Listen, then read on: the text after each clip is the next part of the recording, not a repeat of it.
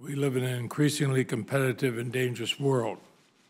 China's growing military power and global influence pose major challenges and opportunities for the United States, as it does for many countries, and I worry about whether we're responding as vigorously as we should.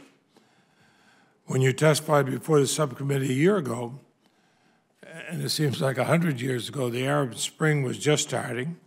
We're witnessing the power of citizens to force their government to begin a transition to democracy and protection of fundamental freedoms. While our intelligence agencies were caught off guard by the dramatic changes in the Middle East and North Africa, on the whole, I believe the State Department's response has been very commendable. The question is where you go from here.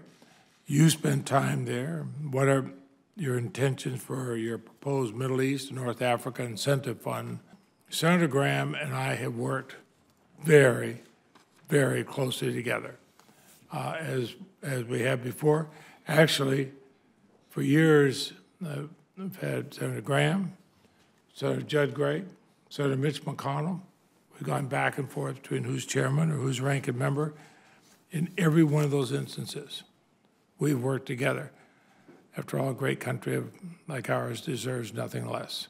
We know how quickly the world is transforming from Arab revolutions to the rise of new economic powers to a more dispersed but still dangerous al-Qaeda terrorist threat. In this time, only the United States of America has the reach, resources, and relationships to anchor a more peaceful and prosperous world.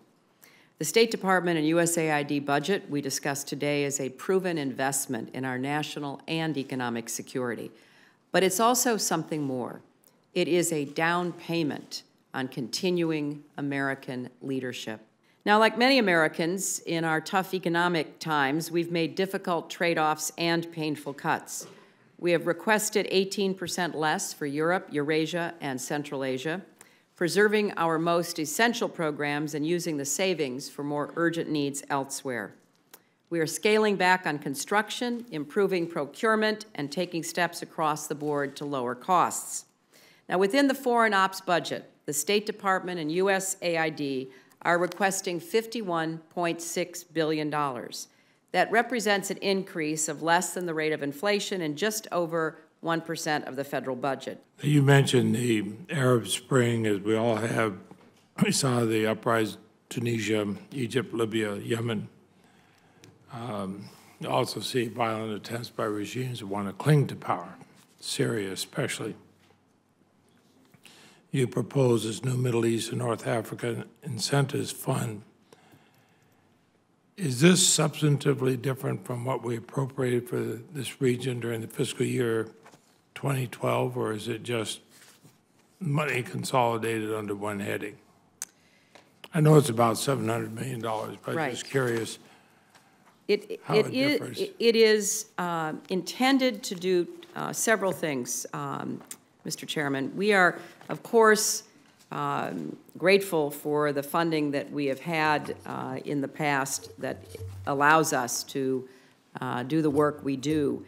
But given the fast-moving changes that we are seeing, it's very hard to predict sitting here today, and even as you go through the appropriations process, what we're going to need in October or November. I understand that. I would, and perhaps you could provide for the record more fully how it differs from the money we've already given.